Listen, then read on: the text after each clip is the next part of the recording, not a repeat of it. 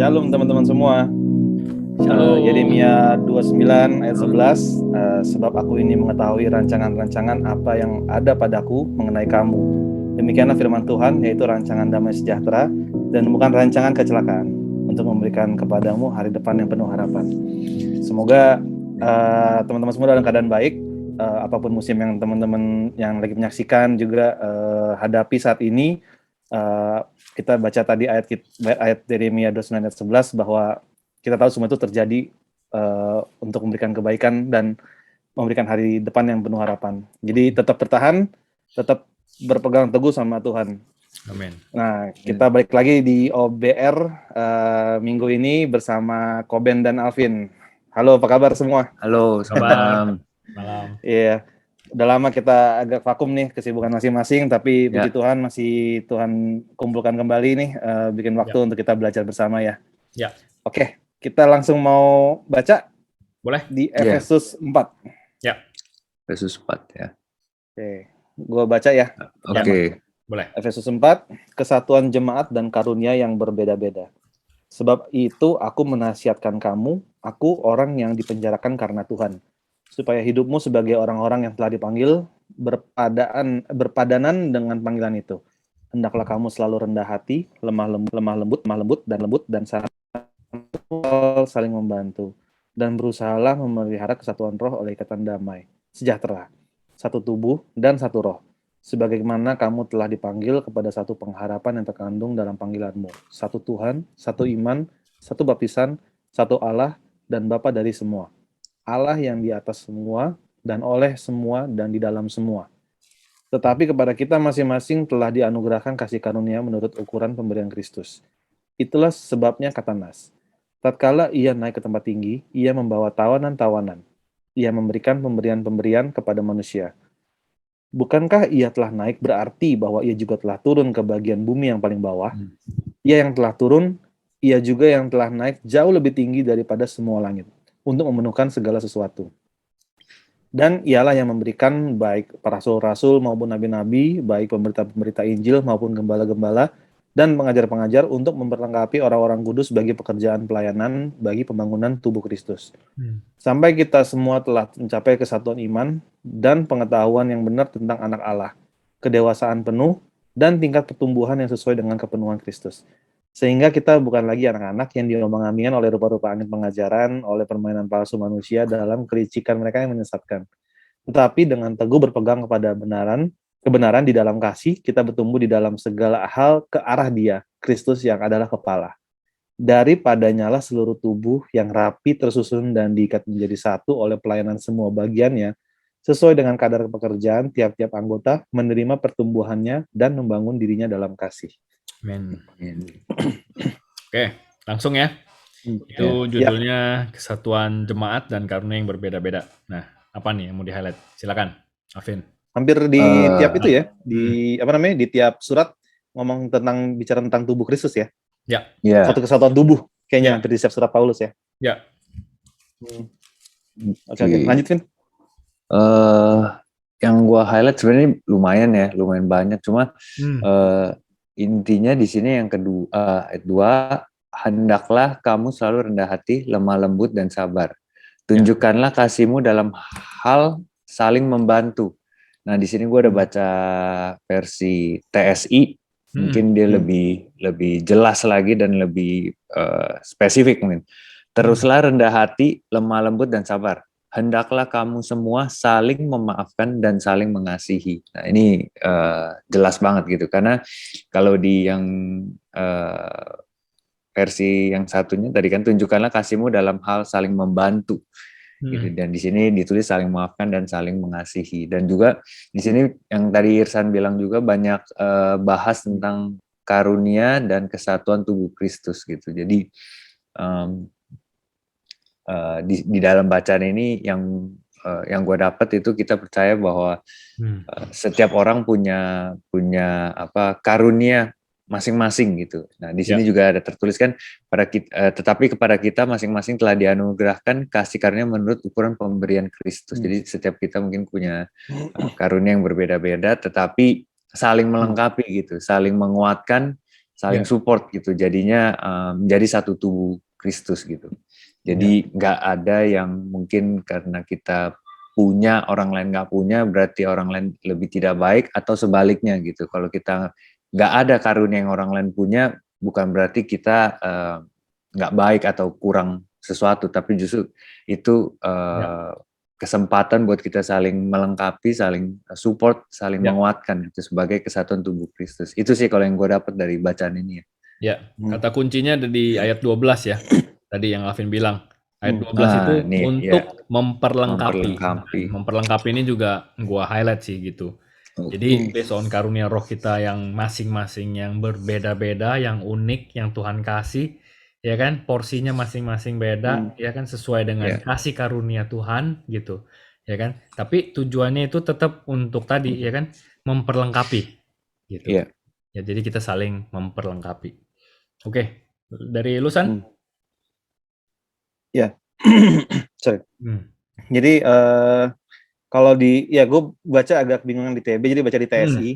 Jadi di TSI ini dia bilang yang untuk nah di ayat 14 dibilang di sini dengan memakai kemampuan rohani itu kita tidak akan lagi seperti anak-anak yang mudah terpengaruh dan terbawa ke sana kemari oleh arus ajaran-ajaran baru. Karena ada banyak guru palsu yang menyesatkan dengan ajaran licik yang sengaja dibuat supaya kelihatan benar. Nah ini apa ya? Lagi kayak marak terjadi kan ajaran-ajaran baru ini gitu tentang yang dibilang mengutamakan kasih lah, sehingga orang menjadi toleransi terhadap dosa gitu kan. Jadi memaklumi dosa istilahnya. Nah ini kan jadi berkaca kepada jemaat yang ada di kitab Wahyu ya, yang mereka kebanyakan ada yang kompromi, ada yang hidup yang suam kuku, kadang tobat, kadang benar, kadang tobat, kadang benar gitu. Nah di sini ajaran-ajaran baru ini yang dibilang kelihatan benar ini mungkin yang waktu itu Koben juga pernah kasih video ya. Jadi dibilang tuh berbuat dosa ya nggak apa-apa, kita terima, kita harus mengasihi, utamakan kasih segala macam bla bla bla gitu kan. Itu rasanya ada kayak salah ya gitu. Maksudnya mereka jadi kayak memaklumi, maksudnya kayak sorry kita membawa isu LGBT misalnya. Dibilang di situ semua itu sama di mata Tuhan, jadi diri apa adanya. Terus ya padahal itu suatu hal yang salah gitu kan, jelas-jelas gitu.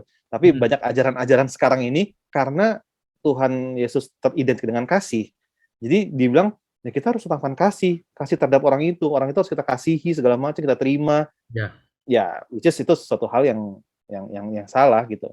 Nah, jadi kita harus waspada nih sama ajaran-ajaran ini nih yang kelihatannya benar. Karena kurang komplit gitu loh, ya kan? Betul Tuhan itu adalah kasih, God is love gitu. Tapi definisi love yang di mata Tuhan itu apa? Gitu kan? Gitu. Makanya kita baca harus secara keseluruhan gitu. Nggak bisa cuma ngambil sepotong terus kita ngambil itu and then kita percaya itu aja sepotong itu. Ya Tuhan kan kasih. Pokoknya it's all about love gitu. Nah, love-nya itu apa definisi love gitu. Ya kan kalau love-nya cuma terima semua di love aja itu bukan definisi love yang dari Tuhan gitu. Nah, mungkin itu kita bisa bahas tuh nanti secara detail gitu. Kita sebenarnya udah pernah bahas definisi love itu. Ya kan kasih itu apa? Gitu. Salah satunya tidak sombong. Ya kan? Gue sering bilang juga tidak sombong. Nah, sedangkan kalau LGBTQ itu dia malah tagline-nya aja pride. Ya kan? Gitu, pride.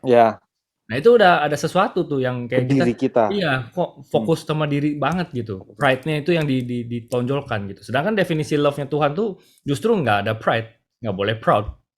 Gitu. Jadi ya makanya kalau kita baca harus baca keseluruhannya gitu. Nah, itu tadi highlight dari Irsan yang tentang ayat 14 ya San ya. Sehingga kita bukan lagi anak-anak yang diombang-ambingkan oleh rupa-rupa angin pengajaran, oleh permainan palsu manusia dalam kelicikan mereka yang menyesatkan. Nah, ini kedengarannya baik, belum tentu benar. Tapi kalau sesuatu yang benar, itu pasti baik. Diulangin sekali lagi ya.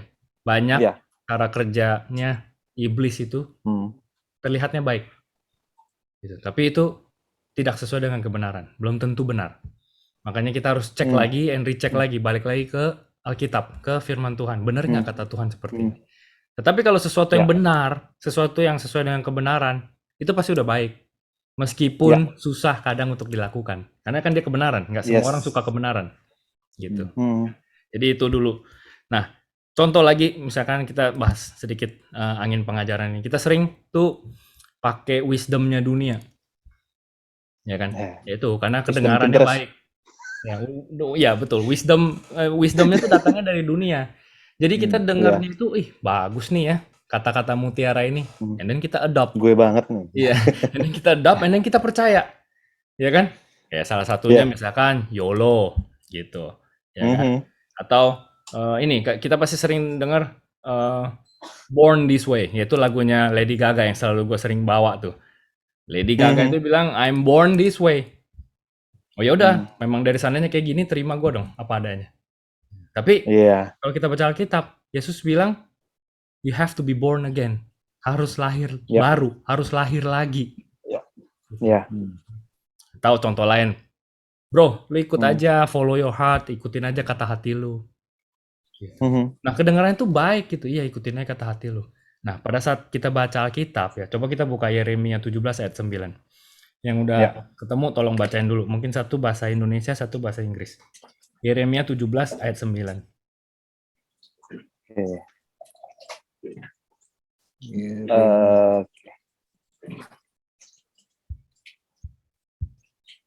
Yeremia 17 ayat 9 TB. Betapa liciknya hati, lebih licik daripada segala sesuatu. Hatinya yang sudah membatu. Siapakah yang dapat mengetahuinya? Ya. Jadi hati itu apa? Licik. Ya. Bahaya gitu. Hati ini sesuatu yang bahaya. It's very dangerous. Jadi kalau wisdom dari dunia bilang just follow your heart, man. Gitu. Ini harus hati-hati. Pada saat kita baca di Yeremia, firman Tuhan bilang hati ini sesuatu yang licik. Jadi kalau kita follow semua keinginan hati kita, wah hati-hati. Kebanyakan ikutin hati, hati-hati gitu. Nah itu bahasa Indonesianya bagus tuh, ya kan? Nah itu gue ada contoh yang selalu gue ingat juga tentang tadi yang lo bilang Koben tentang baik dan benar. Ya. Jadi hal simpel waktu itu gue dikasih tahu orang, seorang ayah nyolong untuk ngasih makan anaknya, baik gak? Dia mau ngasih makan anaknya loh. Baik gitu, tapi nggak bener kan? Jadi itu perbedaannya baik dan benar gitu. Benar ya mencari uang untuk memberi makan anaknya, bukan nyolong. Peter Pan juga dibilang baik gak baik, tapi salah caranya. Gitu. Ya betul. Makanya dengan kita baca firman itu kita jadi bisa membedakan mana yang dari Tuhan, mana yang bukan dari Tuhan. Kita bisa menilai mana yang benar, mana yang bukan. Karena tanpa firman Tuhan ya kita jadi hukum relativitas. Jadi kalau ditanya itu, nah ini banyak nih gitu, terutama generasi muda sekarang kan gitu. Kalau ditanya jawabannya tuh relatif. Jadi kalau kayak gini dan kayak gini, ini benar apa salah misalnya ditanya seperti itu. Jawabannya tuh relatif. Jadi selalu ya tergantung. Tergantung circumstances. Ya tergantung. Gitu. Nah kalau yang tergantung, apa yang digantung? Based on apa? Berarti based on moral masing-masing. Nah, kalau moral masing-masing berarti based on penilaian gue masing-masing. Nah, kalau based on penilaian gue masing-masing, sesuatu yang benar di mata lu, nggak benar di mata gue. Yang baik di mata Alvin, mungkin nggak baik di mata gue. Jadi apa pegangannya? Gitu. Nah, that's why ini yang agak bahaya. Yang tadi yang kita bahas itu. Rupa-rupa angin pengajaran oleh permainan palsu manusia dalam kelicikan mereka yang menyesatkan. Gitu. Ya, itu ya. Oke, apalagi yang kita mau bahas dari perikop yang pertama ini?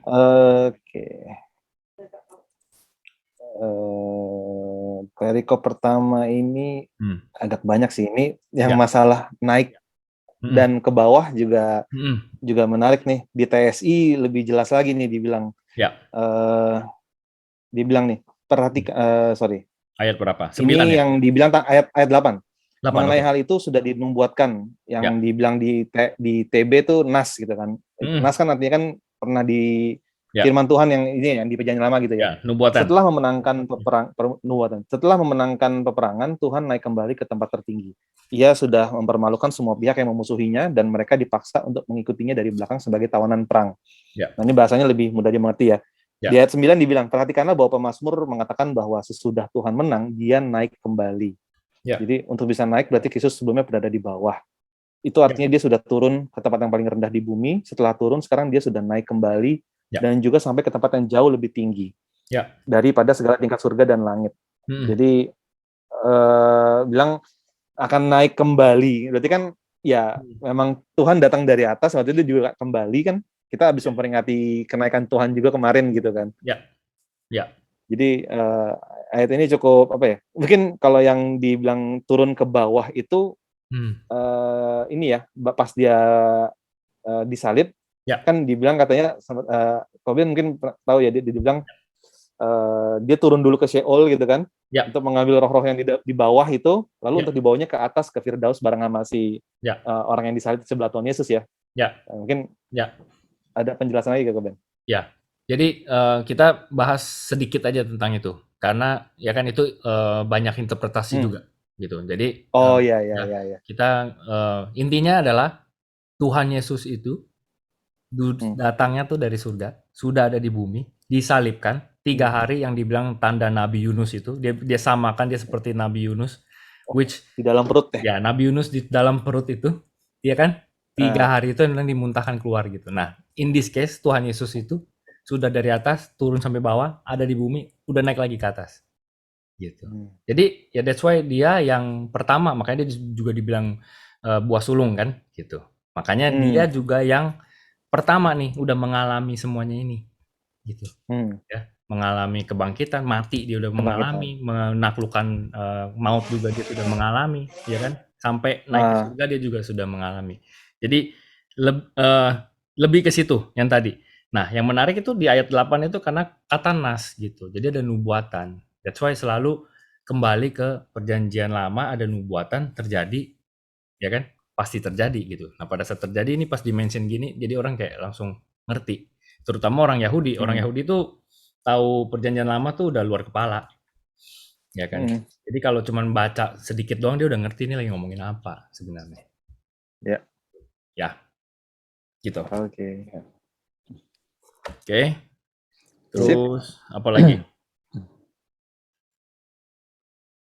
Nah, ayat 11 sebenarnya juga menarik ayat 11 ini. Ayat 11, dan ialah yang memberikan baik rasul-rasul maupun nabi-nabi, pemberita-pemberita Injil maupun gembala-gembala dan pengajar-pengajar gitu. Jadi ya ini berdasarkan karunia roh yang diberi ini beda-beda gitu loh, ya kan? Di zaman dulu ada nabi-nabi, ada rasul-rasul, ya kan? Terus ada pemberita Injil, ya kan? Evangelis, ya kan? Maupun gembala-gembala, pastor, pendeta, pengajar-pengajar, ya. Jadi masing-masing ini udah ada porsinya masing-masing. Intinya itu tujuannya untuk memperlengkapi, ya, untuk memperlengkapi orang-orang kudus bagi pekerjaan pelayanan, bagi pembangunan tubuh Kristus. Sebenarnya ujung-ujungnya kata yang paling sering dipakai sama Paulus yang kita udah pegang dan kita suka selama ini tuh membangun, berguna. Ya kan? Karena ini juga untuk pembangunan tubuh Kristus. Jadi yang kita lakukan ini membangun nggak gitu? Ya. Kalau kita cuman, let's say kita bikin OBR ini, tapi isinya nih OBR ini kita cuma buat nyinyir terus gitu. Nah ini ada nggak yang kita lagi bangun gitu? Ya. Soalnya kita fokus aja sama Alkitab, kita baca aja apa yang ada dari Alkitab, kita bahas, kita yakin kalau yang dikatakan dalam Alkitab adalah sebuah kebenaran, kita yakin ini pasti akan membangun tubuh Kristus. Mau nggak mau, untuk orang yang dengar, untuk orang yang sharing, untuk kita pun bertiga, kita juga dibangun imannya. Kita ngobrol bareng gini juga dibangun, ya kan? Makanya di situ ini juga jadi salah satu parameter kita, gitu, ya kan? Untuk memperlengkapi dan untuk pembangunan tubuh Kristus. Itu dia. Oke, apa lagi? Tapi dengan teguh, bla bla bla. Oke, mungkin kita lanjut dulu ya ke perikop berikutnya ya. Kita lanjut dulu. Ya, silakan. Ya, ini gue baca ya. Oke. Manusia baru. Sebab itu kukatakan dan kutegaskan ini kepadamu di dalam Tuhan. Jangan hidup lagi sama seperti orang-orang yang tidak mengenal Allah dengan pikirannya yang sia-sia dan pengertiannya yang gelap, jauh dari hidup persekutuan dengan Allah karena kebodohan yang ada di dalam mereka dan karena kedegilan hati mereka. Perasaan mereka telah tumpul, sehingga mereka menyerahkan diri kepada hawa nafsu dan mengerjakan dengan serakah segala macam kecemaran. Tetapi kamu bukan demikian. Kamu telah belajar mengenal Kristus.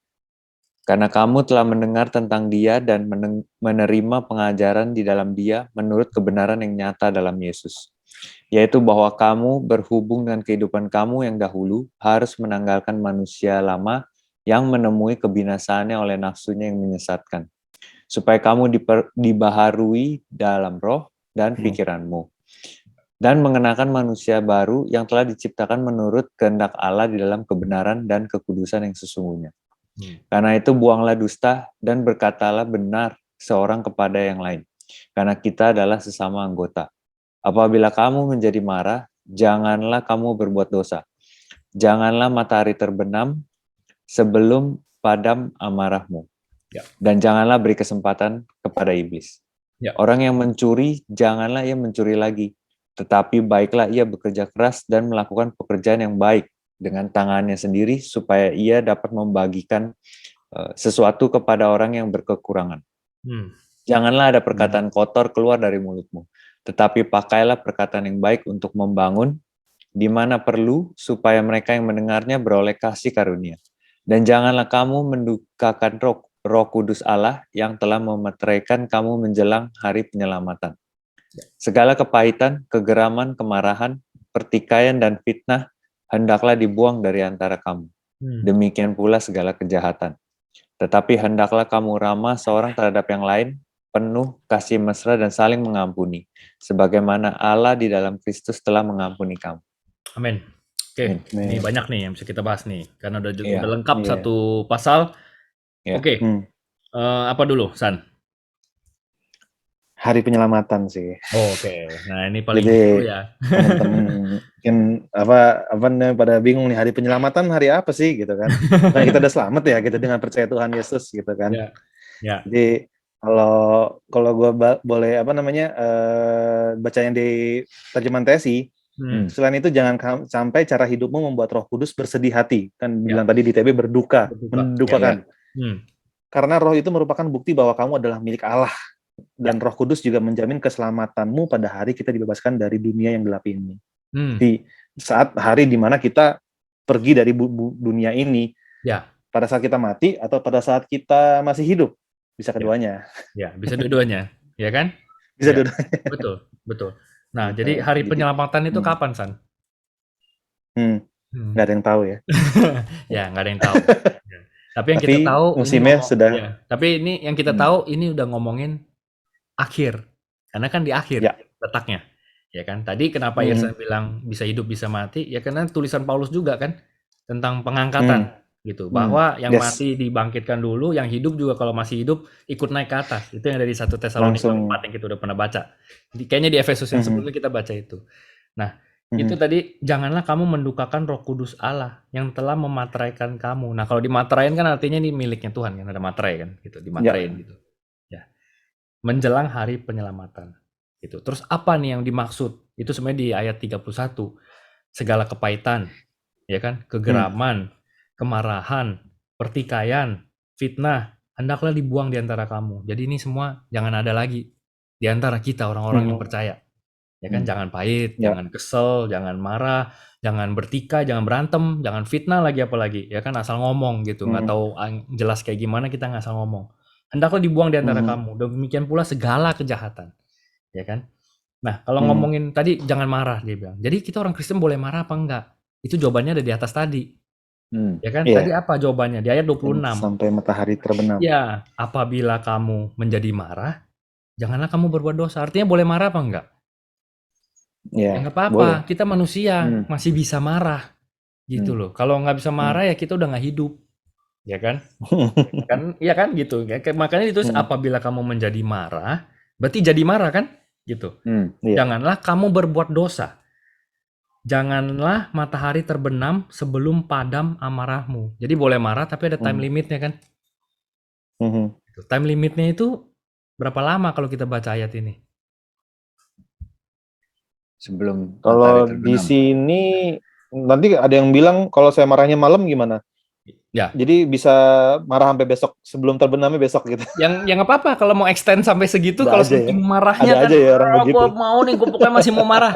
Ya udah nggak apa-apa. Matahari Iya. terbenam juga besok udah matahari terbenam. Kalau lo mau extend kan, istilahnya kan. Iya benar. Tapi yang paling lama berapa sih? Ya udah 12 jam itu. 12 jam Tolong. itu. Ya enggak? Gitu. Kalau udah malam nih gue marah, tapi kan belum udah malam nih. Ya udah lu mau marah, enggak apa-apa sampai besok aja. Besok kan ada matahari terbenam lagi. Jadi itu udah maksimal segitu. Gitu loh. Iya. Ya kan? Gitu. Nah, tapi intinya kan lebih enggak ke matahari terbenam. Intinya Ya. kalau marah nggak apa-apa, tapi Jangan lama-lama. jangan lama-lama. Make sure dalam hari yang sama lu udah selesain. Gitu loh. Ya, dalam hari yang sama sudah diselesaikan, nggak marah-marah lagi. Kenapa? Itu juga ditulis di ayat 27. Coba Vin, apa Vin? 27. Dan janganlah beri kesempatan kepada iblis. Ya, artinya kalau lu marah lebih dari sehari yang tadi itu, berarti apa? Iblis punya kesempatan. Iya. Karena biasanya dari kita marah, terus kita makin lama marahnya, masih panas terus, datang tuh si iblis. Mulai dia mencobai kita, mulai taruh-taruh benih-benih otak-otak jahat, ya apa pemikiran-pemikiran, terus marahnya dipupuk, dikasih makan, jadi gede. Nah, itu berikutnya itu ya iblis punya kesempatan. Gitu. Nanti terjadi apa? Kejahatan. Nah, kalau udah kejahatan itu udah jadi dosa. Ya kan? Nah, upah dosa adalah maut. Gitu, jadi udah ngerti gitu. Nah, sebelum kita sampai sana, balik kita baca ini, marah nggak apa-apa. Tapi make sure jangan marah lama-lama. Kalau bisa hari yang sama udah selesain. Buat apa? Karena pada saat kita nggak selesain, ternyata si iblis yang diuntungkan. Dia jadi punya kesempatan. Dan pada saat dia punya kesempatan, wah kita makin rentan. Ya kan? Karena kita dalam keadaan marah. Makin rentan gitu loh. Untuk melakukan dosa dan kejahatan yang berikutnya. Gitu. Ya. Apalagi?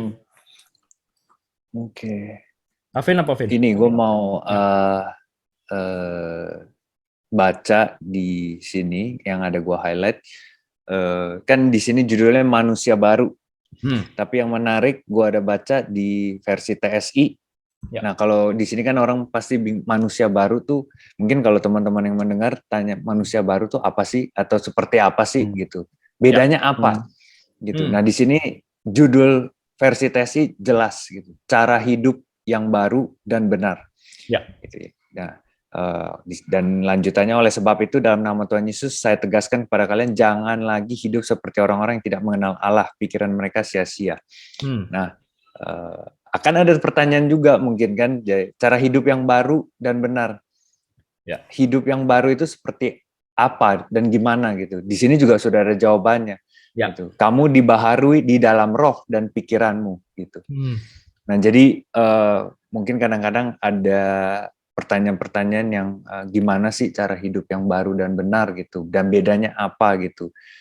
Sebenarnya di sini mungkin gue mau sharing dan jawaban di firman Tuhan ini sudah sangat jelas bahwa dibaharui di dalam roh dan pikiran. Jadi kalau kita sudah, itu yang menyangkut juga tadi yang Irsan sempat mention tentang keselamatan gitu. Ya kan, selain keselamatan itu, nah waktu kita di dunia ini kita dibaharui dalam roh dan pikiran itu dengan kita melihat segala sesuatu dari sudut pandang Tuhan Yesus gitu. Karena kita ada Roh Kudus dan pikiran kita juga diubahkan gitu. Makanya di sini ditulis dibaharui di dalam roh dan pikiranmu gitu. Jadi menyambung ke perikop yang sebelumnya tadi. Jadi kalau kita sudah dibaharui di dalam roh dan pikiran, kita bukan lagi anak-anak yang diombang-ambing oleh rupa-rupa angin pengajaran oleh permainan palsu manusia dalam kelicikan mereka yang menyesatkan. Jadi kita lebih firm dalam melihat segala sesuatu gitu. Pokoknya berdasarkan firman Tuhan itu adalah kebenaran yang tadi Koben juga sempat mention ya. Jadi kalau yang benar itu sudah pasti baik gitu.